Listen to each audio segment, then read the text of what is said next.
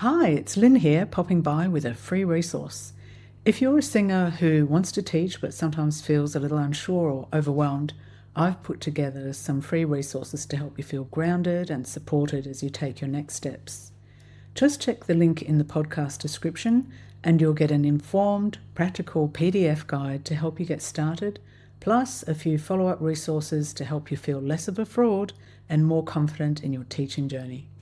As I'm chatting to you, it is currently Sunday afternoon for me, so in true British style, I am thinking of my roast dinner later. Perhaps an unpopular opinion, but roast dinners taste so much better when they're cooked in the air fryer. Otherwise, not a massive fan.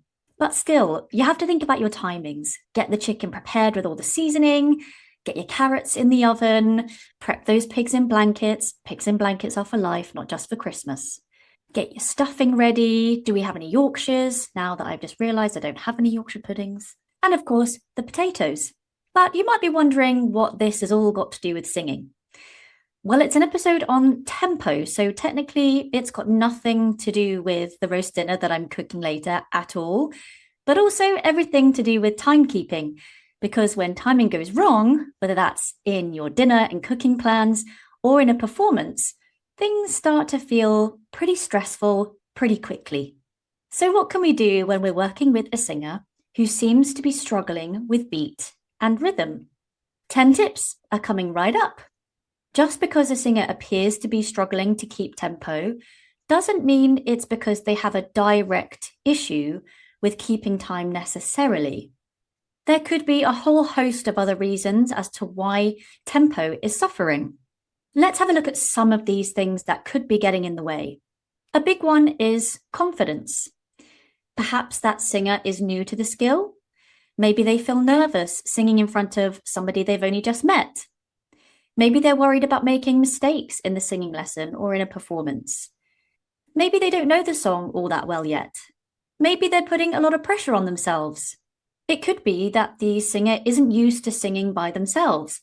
Maybe they have been singing with the original track, and when we put the instrumental on, things just seem a little bit too exposing, and their usual guide has been taken away from them.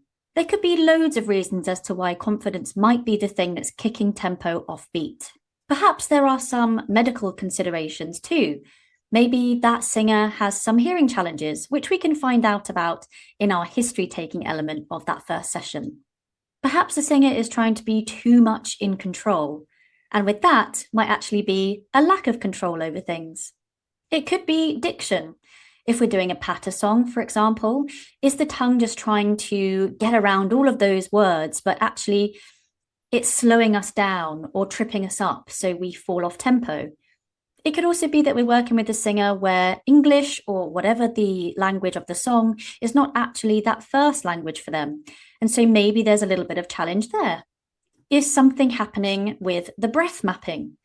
Is the inhale too late, too shallow, too panicked, and therefore tempo is rushing or dragging to compensate? And is it happening all the way through or just at specific points?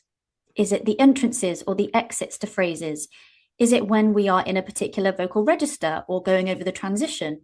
So tip number 1 is, before labeling it as a rhythm problem, explore whether the timekeeping issue is actually a response to a functional challenge or a psychological trigger, because fixing that might often be the way to fix the tempo for free. Let's say you've discovered that the tempo issue might be because of low confidence or because the singer is trying to over-control the situation. Sometimes over-monitoring the tempo can be creating that tenseness, that rigidity, or the rushing or pulling back that we are noticing. Distraction might actually be a good tool here. Some useful distractions might include actually focusing on the storytelling or the emotional communication. It might be that you're focusing on a different technical area. It could be that we offer the singer a different physical task to focus on, like walking around the room, or throwing a ball, or picking up a pen, gesturing, anything that can take their mind off being on time. There could be some different results that come from this. Perhaps the tempo improves because the singer has been distracted from it, or perhaps the tempo just worsens still. perhaps telling us that the singer is really anchoring onto that control and concentration. And from there, we can decide which of those pathways is seemingly the best to follow for progression. You could introduce a bit of call and response. So you, as the teacher, speak a phrase in time, and then the singer repeats that back. You could make up any phrase you like, and maybe it's a good opportunity to tap into the interests of the singer to build that rapport. So it could be Emily in Paris, Alfie, and Gabrielle. Yes, that's my current obsession. You could take that to different tempos, and then you could use a phrase of the song. This way, we're just extracting the singing so that we can focus on the rhythm keeping first. So keep the pitch neutral and speaky. It's about pulse, flow, and timing, not notes. And it might just uncover whether the singer can actually feel the groove without worrying about sound. And if they can, maybe that's a good indicator as to where the issue really lies. Movement is another good tool that we can use, whether that's tapping your leg, clicking the fingers, getting out the tambourine, or even dancing, depending on the student in front of you. As they do this, is the singer able to freely engage with the activity, or is there some hesitation? Or maybe you notice that the shoulders become stiff, or maybe the arms aren't actually as free as they could be as the tambourine is whacked with their other hand. Whacked, is that the right term? A metronome might also be a good tool to use. And you don't need to get anything fancy for your piano, like those little pendulum marbly things. You can just go onto Google and type in metronome, and then there's a little cursor that you can move up and down for the different speeds. And then you can figure out, does the singer struggle more with slower tempos? Or is it when things get much faster? Can they actually stay in the swing of that beat consistently? You could also involve that tambourine in clicks and do this as a little bit of a merged combo. A little caveat is the metronome might feel like a bit of a beat of doom, and if it seems to be stressing out the singer, then just don't use it. Something which can be quite fun is the in and out game. You can start with the original track or an accompaniment, playing it at a good volume. Gradually fade down the music, leaving the singer exposed for a few bars if it seems appropriate to them. Then fade that song back in to check whether they've maintained the internal tempo. This can help reveal whether the singer is relying on the track as a crutch or truly internalizing time. Keep things short at first and not too pressured. Don't frame it as a test, but more of a game. And if the tempo slips, maybe pause and explore why before repeating. Sometimes a singer needs a visual helper. So why not suggest the singer actually physically marks the lyric sheet on the place that the beat lands? This might help them to see where time actually lives in that song and in the phrase. So for example, twinkle, twinkle, little star, how I wonder what you are. It could be a good opportunity to introduce music theory. You don't need to go deep diving, but just enough to create some clarity and consistency. We could focus on the note values and duration, maybe doing some of that clapping routine with those together, because maybe having that note reference and the internal count could keep the singer at that consistent pace. We could relate note values to the words of the song, or even the length of a movement. But then again, we might want to consider that adding another layer to this where the singer needs to then concentrate even more on dots and staves and all of that might just feed into the issue. As teachers, we are often considering how fast or slow we do an exercise. When we speed something up, it might actually help the singer to let go of some of that control or concentration that might not be serving them.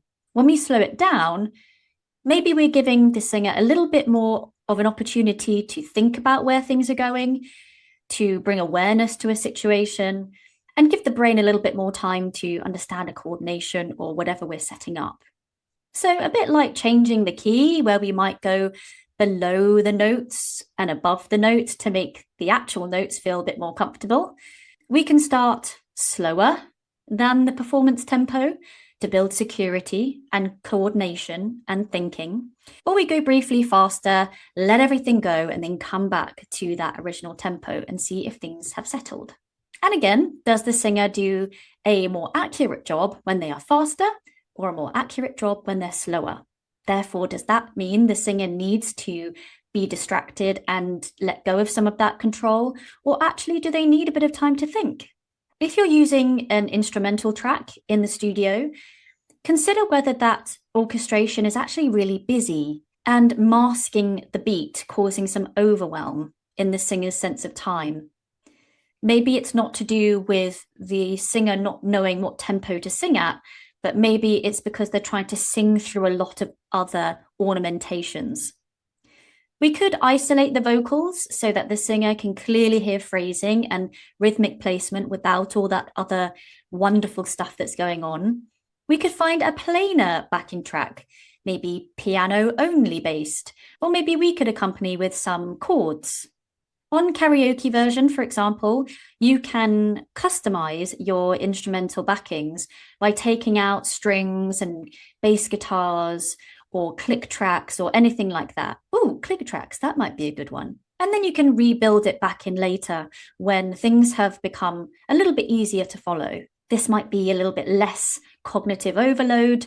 The beat might just become a little bit easier to locate, and then confidence improves too.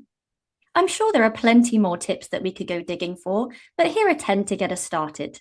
As with a lot of things in singing teaching, the fix is sometimes practical, sometimes psychological, sometimes it's quick and seems straightforward, other times it takes some experimenting. So whether it's syncing up your air fryer so that your chicken and your potatoes can be done just at the right time, or getting through a song with a steady sense of pulse, a little understanding outside of the box goes a long way. Now I do need to actually go and get my roast prepped, so that's it from me. Until next time.